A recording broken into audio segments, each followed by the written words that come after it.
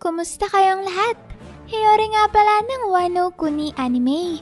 Ito na famang kabuuan ng mga umatikabong bakbakan at nag-aapoy na mga aksyon sa pinakabagong chapter ng Elbaf arc ng One Piece. Sana pala'y ilike yung videong to at sana'y huwag niyong skip kahit yung maikling ads lang dahil sobrang laking tulong na nito sa akin at sa ating channel.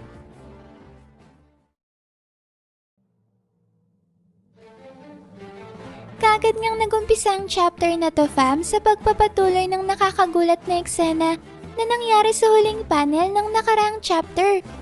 Makikita nga natin dito si Saint Summers na nagsisimula ng mataranta dahil sa hindi inaasahang pagkawasak ng barko na nakatakda sanang magdala sa mga kinidnap nilang batang giant sa Holy Land Marijua. Dito, fam, ay inis na sinisisi ni Saint Summers ang pinalipad niyang higanteng nightmare monster. Dahil kung hindi raw dahil dito ay wala sana siyang malaking problema ngayon at may sasagawa pa rin nila ng maayos ang kanilang plano.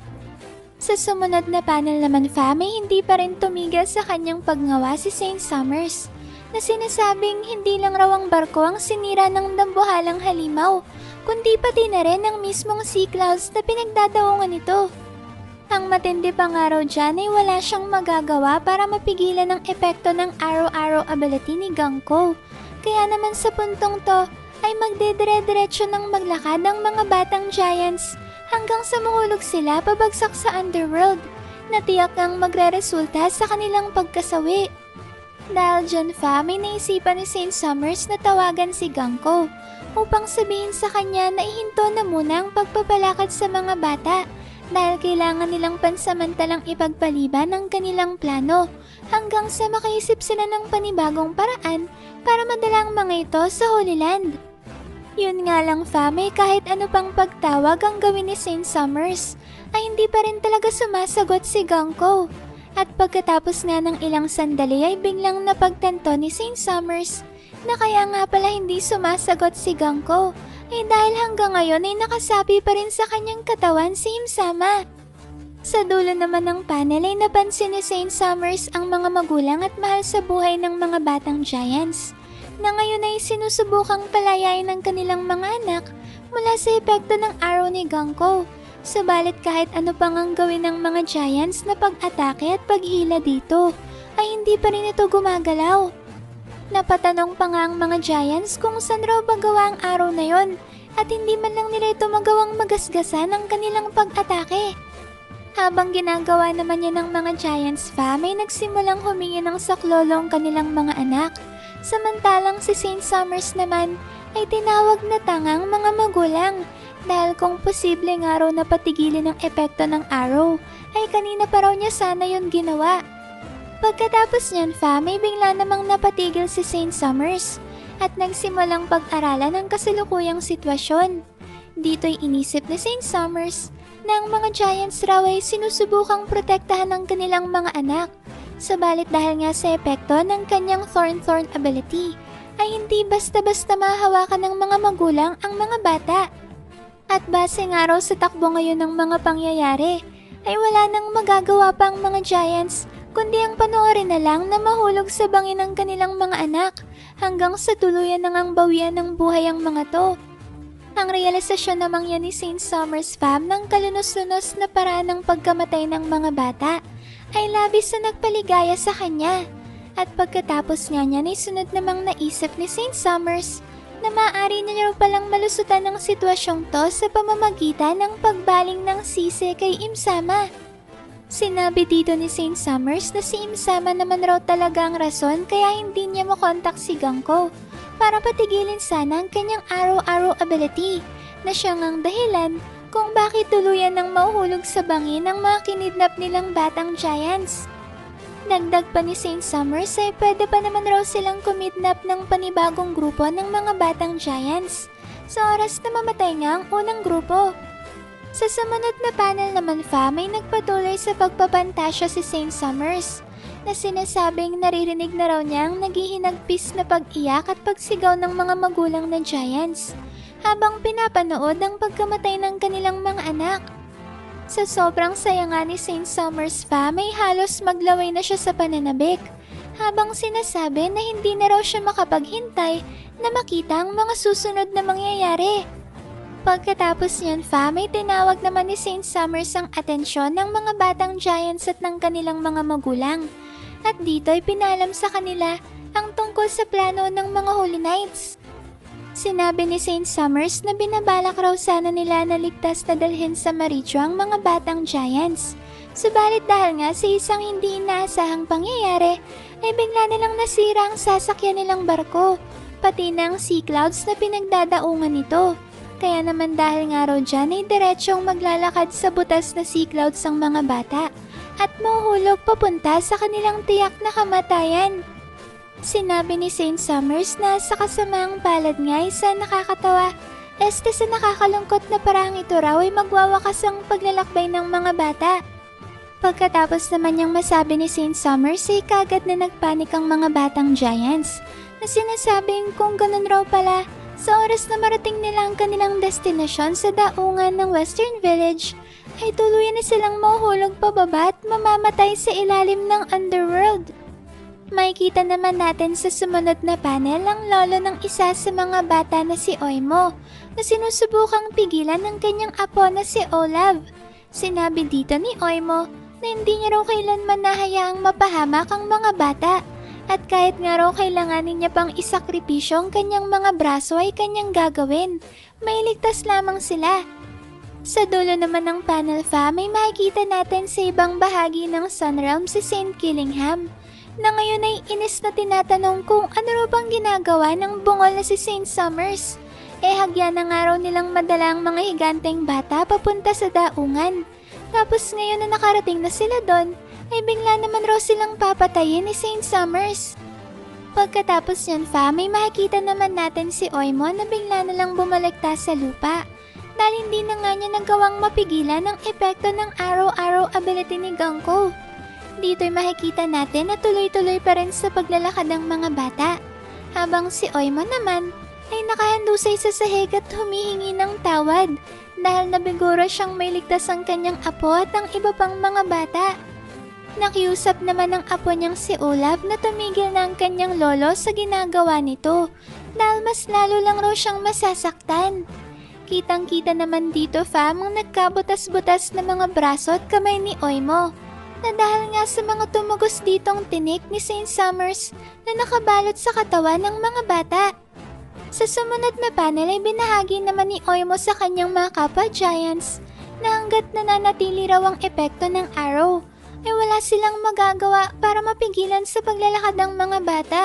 Kaya siguradong dediretso raw ang mga ito sa butas na sea clouds.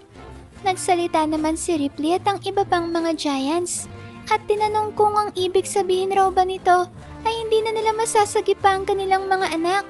Dagdag pa nila ipapanoorin na lang raw ba nila ang kanilang mga anak na walang kalaban-labang nauhulog papunta sa kanilang kamatayan?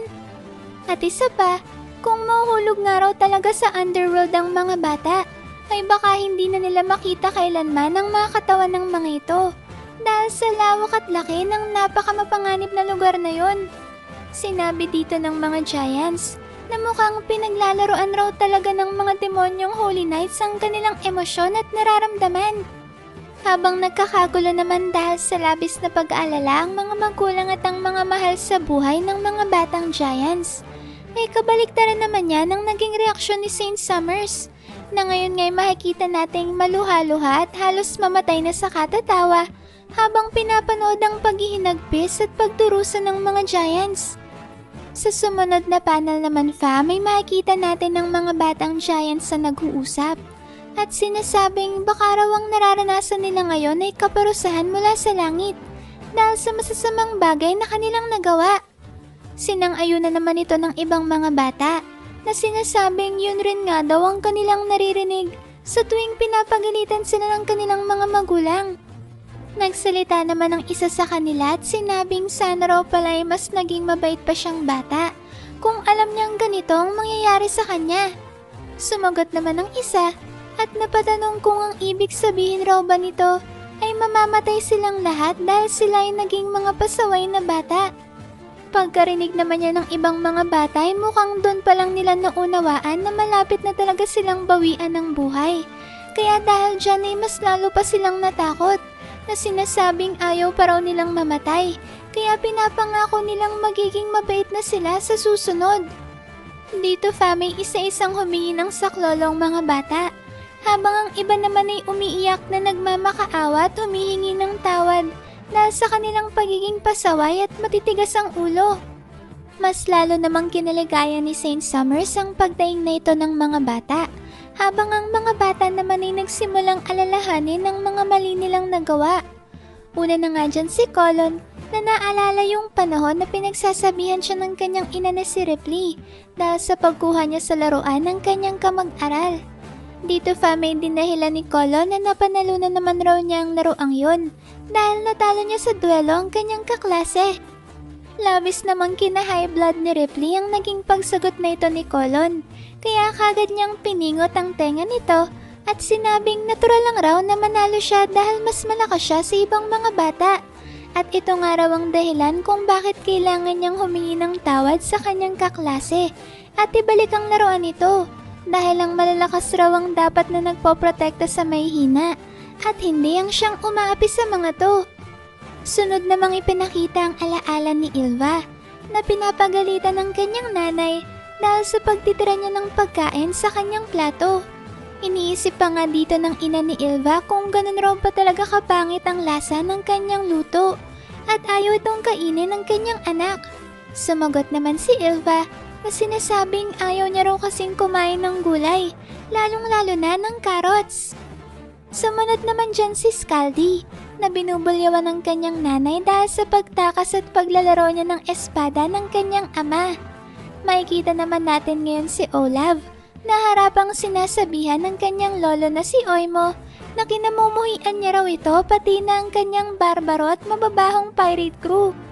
Sumunod naman kay Olaf si Karin na seryosong kinakausap ng kanyang ina at tinatanong kung bakit raw ba ito naglilihim sa kanya. Pagkatapos ni Karin ay si Mag naman ang makikita nating galit na tinatanong ang kanyang ina kung bakit raw nito dinala ang kanyang homework. Gayong sinadya niya raw talaga itong iwan sa bahay dahil hindi niya raw ito ginawa. Sa puntong to na sabay-sabay na nag-iyakan ng malakas ang mga bata at nagsimulang tawagin ang kanilang mga magulang. Dahil dito ng mga bata na ayaw pa raw nilang mamatay, kaya humihingi sila ng saklolo sa kanilang mga magulang at mga mahal sa buhay. Dahil naman dyan may makikita na natin si Ripley na dali-daling tumakbo sa unahan ng pila at dumiretso sa harapan ni Colin para patahanin ang kanyang anak. Dito'y hindi alintana ni Ripley ang matitilos na mga tinik na nakapalibot sa katawan ni Colin at mahigpit niya pa rin itong niyakap kahit na magkabutas-butas pa ang kanyang katawan. Habang yakap-yakap naman si Colin ay humingi ng tawad si Ripley sa kanya na sinasabing patawarin raw sana siya ng kanyang anak dahil hindi niya ito nagawang mailigtas mula sa tuluyang pagkahulog pabagsak sa underworld. Sumagot naman si Colin at sinabihan ng kanyang ina na bumitaw na sa pagkakayakap sa kanya dahil kung hindi raw siya nito bibitawan ay kasama siyang mahuhulog sa underworld at mamamatay.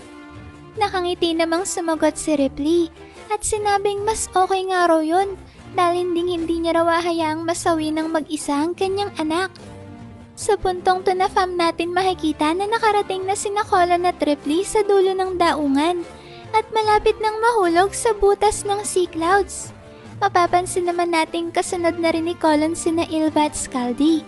Nakasalukuyan na rin ngayong niyayakap ng kanilang ina. Habang sa likod naman nila ay makikita natin si Olaf na niyayakap na rin ngayon ng kanyang lolo na si Oimo. Dito may kapansin-pansin ng umiiyak at gulat na reaksyon ng mga batang giants na sina Ilva, Scaldy, Olaf, Karin at Mag dahil hindi sila makapaniwala na sasamahan silang mahulog sa underworld ng kanilang mga magulang at mga mahal sa buhay.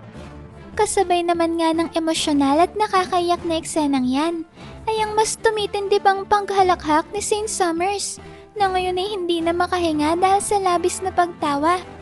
Sa dulo naman ng panel ay makikita natin si Ronya na sinasabihan ng kanyang mga kasamahan na batang giants na huwag silang mag-alala dahil sigurado raw siyang magiging maayos lang ang lahat.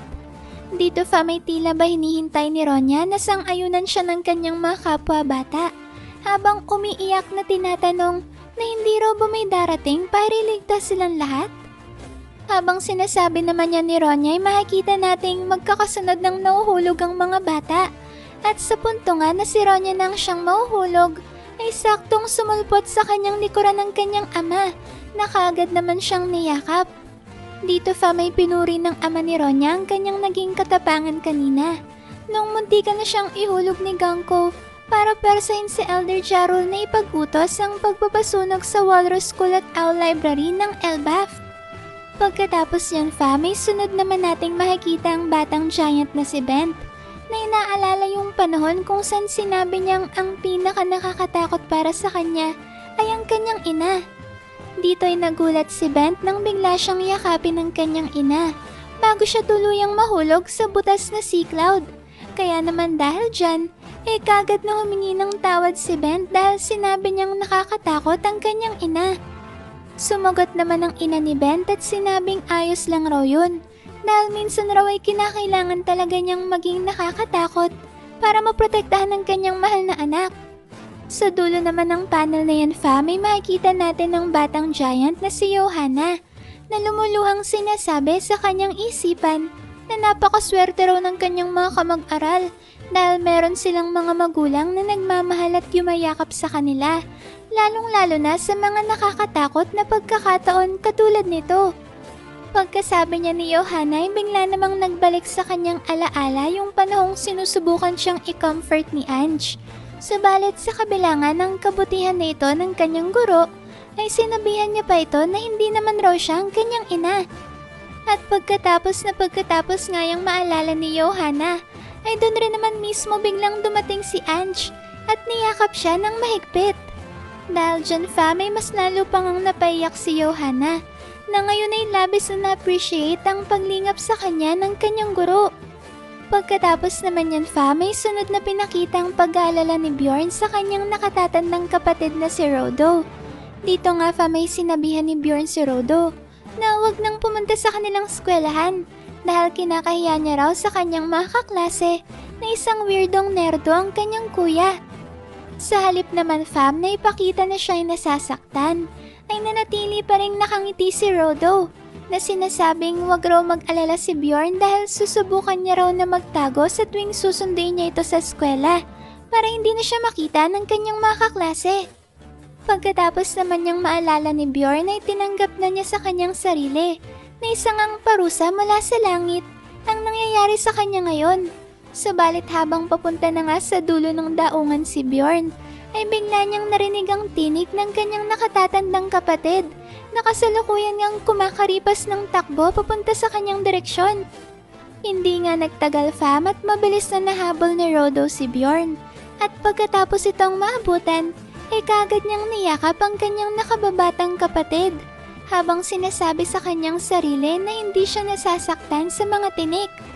Napabulahaw naman sa pag-iyak si Bjorn dahil sa pinamalas na pagmamahal at pagmamalasakit sa kanya ng kanyang kuya Rodo na hindi nga alintana ang mga matutulis na tinik na tumatagos ngayon sa kanyang katawan. Sa sumunod na panel naman fa, may muli nating makikita si Saint Summers na ngayon ay patuloy pa rin sa pagtawa sa mga nahuhulog na batang giants kasama ng kanilang mga magulang at mga mahal sa buhay.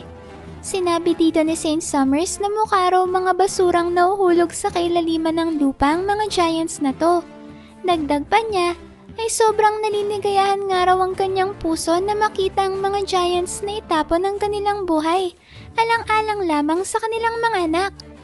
Sinabi ni Saint Summers na kung hinayaan na lang raw sana ng mga giants na mamatay ang kanilang mga anak, di sana'y nailigtas pa nila ang kanilang sariling buhay. At dahil nga sa ginawang pagsasakripisyo ng mga giants, ay tinawag silang mga walang utak ni Saint Summers. Sinabi pa nga dito ni Saint Summers na masyado raw nagpakamartir ang mga giants nang dahil lang sa pagmamahal nila sa kanilang mga anak. At ang pagmamahal nga nito ng mga magulang na giants ang siyang nagpapasakit ngayon ng kanyang tiyan dahil sa labis na pagtawa. Dito fa, may halos bumahana sa luha at sipon ng mukha ni Saint Summers dahil sa katatawa. na sinasabing wala raw talagang saysay ang pagkamatay na ito ng mga giants. Pagkatapos naman yan may makikita natin ang mga batang giants at ang kanilang mga magulang na ngayon ay nasa kalagitnaan na ng kanilang pagbagsak at kasalukuyang nahuhulog sa kalangitan ng underworld. Subalit habang nahuhulog sa himpapawid ang mga giants ay bigla na lang silang isa-isang nagsibagsakan sa isang kung anong misteryosong dambuhalang bagay. Kaagad namang nagtaka ang mga giants sa hindi maipaliwanag na pangyayaring to.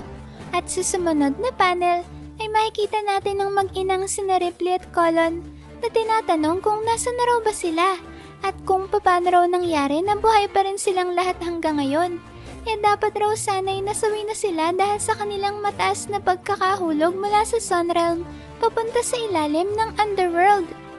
Pagkasabi niya ng mag-ina ay bigla namang sumagot ang isang tinig na sinasabing ang tawag niya raw sa pinagbagsakan ng mga giants ay Gomu Gomu no Rice Cracker Belly. At ngayon nga raw ay natutusok na siya ng mga to. Kaya kung maaari ay bumaba na sila ngayon sa ibabaw ng kanyang tiyan. Pagkarinig naman niya ni Colin ay kagad niyang napagtanto na si Luffy pa lang siyang nagsasalita. Sa sumunod na panel naman may isa na namang tinig na nagsalita na sinasabing pagkatapos raw nilang makaakyat sa Sunrealm ay kinakailangan ng umalis ng mga giants sa kanyang likuran. Dahil makakasagaba lang raw sila sa oras na magsimula ng laban. Napaisip naman kagad ang mga giants at napatanong kung ano raw bang likuran ang tinutukoy ng misteryosong tinig na to. Sumagot naman si Luffy at sinabing paakyat na nga raw sila ng Sunrealm nang bigla na lang isa-isang magbagsakan galing sa itaas ang mga batang giants kasama ng kanilang mga magulang at mga mahal sa buhay. Kaya mabuti na lang raw at sumaktong napadaan sila at nailigtas nila ang mga nahuhulog na giants. Sumagot naman kay Luffy ang misteryosong tinig at sinabing wala raw sa kanilang usapan ng magligtas ng mga buhay. Lalong-lalo na raw at isa siyang tagapagwasak at hindi tagapagligtas. Kaya naman hindi raw siya responsable sa kaligtasan ng kahit kanino pa mang buhay. Pagkatapos yan may bumalik naman ulit ang eksena kay Saint Summers na ngayon ay makikita nating takang-taka kung bakit bigla-bigla na lang raw nagsimulang umulan ng niebe. Pagkasabi niya ni muli namang napatanong si Saint Summers dahil pagkatapos nga raw mag-umpisang mag-snow ay sinundan naman kagad ito ng sunod-sunod na pagkulog na tila ba may bigla na lang dumating na bagyo sa Elbaf. Habang nangyayari yan may makikita naman natin ang mga naglalakihang nightmare monsters sa St. Killingham na nakakalat sa iba't ibang bahagi ng Sunrealm. Sa sumunod na panel naman may bigla na lang nagsimulang tumugtog ang isang pamilyar na ritmo na umaalingaw ngayon sa buong Warland, kasabay ng sunod-sunod na pagpagsak ng kidlat at pag-ulan ng niebe. Sadyang nakakamangha ang pambihirang tanawing yan dahil sa ibabaw nga ng mga nagtataasang nightmare monsters ay kitang-kita ang biglang pag-itim ng kalangitan habang gumuguhit sa gitna ng kadiliman ng liwanag ng mga kidlat na tila ba sumasabay sa pamilyar na ritmo. Sa dulo naman yan may bigla na lang nagulat ang parehong kampo ng mga giants at holy knights nang mapansin ng lahat na ang mismong treasure tree Adam pala na kinatatayuan ng buong Elbaf ang siyang sumasabay sa saliw ng ritmo na para bang ito'y sumasayaw kasama ng buong isla. Pagkatapos yan may makikita naman natin ang eksena sa Western Village kung saan nagtataka ang mga giants kung ano raw ba ang ritmo na yun at bakit sumasabay dito ang mismong kaharian ng Elbaf. Bigla namang nagsalita si Elder Jarul at sinabing sa isang napakapambihirang pagkakataon raw na nagsasamang pag-ulan ng niebe at sunod-sunod na pagkidlat ay biglang matatakpan ng kalangitan ng isang maalamat na halimaw. At kasabay nga ng tugtog ng ritmo ng Drums of Liberation ay magaganap ang isang nakakamanghang bagay. Habang sinasabi naman niya ni Elder Jarul may masasaksihan natin ang gulat na reaksyon ni Saint Summers na tila ba hindi makapaniwala sa kanyang nakikita. Samantalang si Imsama naman na nasa katawan ni Ganko ay nanatiling tahimik na pinagmamasdan ng kung anumang misteryosong bagay na to na bigla na lang lumitaw sa himpapawid. At sa isang ang makasaysayang tagpo fam ay dito na natin makikita kung ano bang labis na kinagulat ni Saint Summers at umagaw sa atensyon ni Imsama.